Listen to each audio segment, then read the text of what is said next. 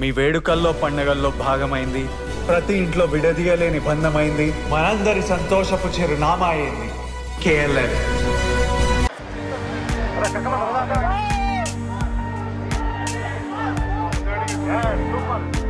Challenging cum controversial star Darshan ఓ వ్యక్తిని హత్య చేయించాడన్న విషయం సినిమా ఇండస్ట్రీలో తీవ్ర కలకలం రేపుతోంది. తన ప్రియురాలు పవిత్ర గౌడకు అసభ్యకర సందేశాలు పంపాడన్న నెపంతో రేణుకాస్వామి అనే వ్యక్తిని దర్శన్ హత్య చేయించాడని ఆరోపణలొస్తున్నాయి. ఈ కేసులో హీరో దర్శన్, అతని ప్రియురాలు పవిత్ర గౌడతో పాటు మొత్తం 13 మందిని పోలీసులు అదుపులోకి తీసుకుని విచారిస్తున్నారు. అయితే తాజాగా ఈ కేసులో విస్తుపోయే నిజాలు బయటకొస్తున్నాయి.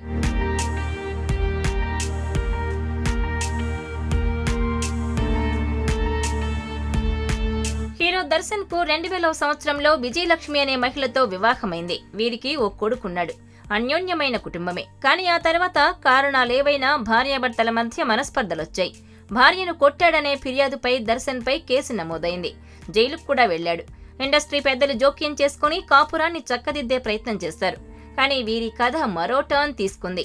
పవిత్రతో దర్శన్ అఫైర్ భార్యాభర్తల మధ్య వివాదానికి మరింత ఆజ్యం పోసింది. పెళ్లై చక్కని కుటుంబం ఉన్నా సరే గురుడు పవిత్రతో సహజీవనం మొదలుపెట్టాడు. ఓవైపు కాటేరా మూవీ సునామీలా విక్టరీ సాధిస్తే ఫ్యామిలీలో మరో సునామీ చెలరేగింది. పవిత్రతో దర్శన్ అఫైర్ గురించి భార్య విజయలక్ష్మికి తెలియడం, ఆమె ప్రశ్నించటం పెద్ద రచ్చే జరిగింది. కట్ చేస్తే రేణుకాస్వామి మర్డర్ కేసులో హీరో దర్శన్ విలనిజం తెరపైకి వచ్చింది. రేణుకాస్వామి మర్డర్ కేసులో అడ్డంగా బుక్కయ్యాడు హీరో దర్శన్. పక్కా ఆధారాలతో దర్శన్, పవిత్రలను అరెస్టు చేశారు బెంగళూరు పోలీసులు. కోర్టు 6 రోజుల పోలీసుల కస్టడీకి అనుమతించింది. చిత్రదుర్గకు చెందిన 33 ఏళ్ల రేణుకాస్వామి మెడికల్ షాప్ ఉద్యోగి. దర్శన్ అంటే అతనికి ఎంతో అభిమానం, చాలా ఇష్టం. పవిత్ర వల్ల తన అభిమాన హీరో కుటుంబంలో గొడవలు జరుగుతున్నాయని ఆవేదన చెందాడు. ఇదంతా మీ వల్లేనంటూ పవిత్రకు మెసేజ్ పెట్టాడతను. అభిమాని తన హీరో ఆయన కుటుంబంతో పవిత్రంగా ఉండాలని భావిస్తే పవిత్రతో అపవిత్ర బంధమే గొప్పదైనట్లు అభిమానునే కడతీర్చడానికి సిద్ధమయ్యాడు దర్శన్. ఇక దర్శన్ అరెస్టుపై స్పందించడానికి నిరాకరించారు కర్ణాటక హోంశాఖ మంత్రి పరమేశ్వర. ఈ విషయంలో చట్టం తన పని తాను చేసుకుని పోతుందన్నారు. తప్పు ఎవరు చేసినా శిక్ష అనుభవించాల్సిందేనని అన్నారు పరమేశ్వర.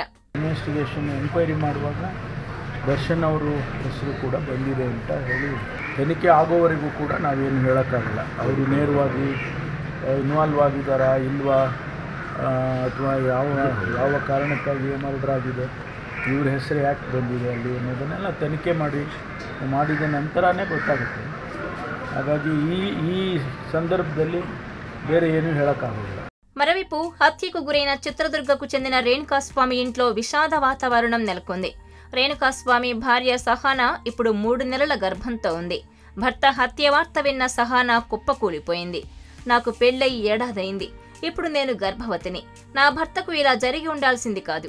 ఆ మధ్యాహ్నం ఆయన నాకు ఫోన్ చేశాడు. బెంగళూరుకు వెళ్లే విషయమై ఏమీ మాట్లాడలేదు. మా ఆయన దర్శన్ అభిమాని అయి ఉండొచ్చు, కానీ నాకు న్యాయం కావాలి. అది దర్శన్ కావచ్చు లేదా ఎవరైనా కావచ్చు. నేనిప్పుడు 3 నెలల గర్భవతిని. నేను ఎలా జీవించాలి? నా భర్త ఏదైనా తప్పు చేసినా ఇలా దారుణంగా చంపి ఉండాల్సింది కాదు. వార్నింగ్ ఇచ్చి ఉంటే సరిపోయేది అని సహానా కన్నీరు మున్నీరైంది. నటుడైనా సరే, స్టార్ అయినా నాకు న్యాయం కావాలి అని సహానా కోరుతోంది.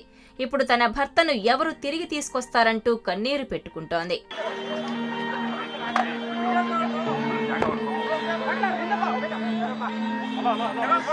మరిన్ని వీడియోస్ కోసం ఛానల్ ని సబ్స్క్రైబ్ చేయండి. లేటెస్ట్ అప్డేట్స్ కోసం వాట్సాప్ ఛానల్ ని ఫాలో చేయండి.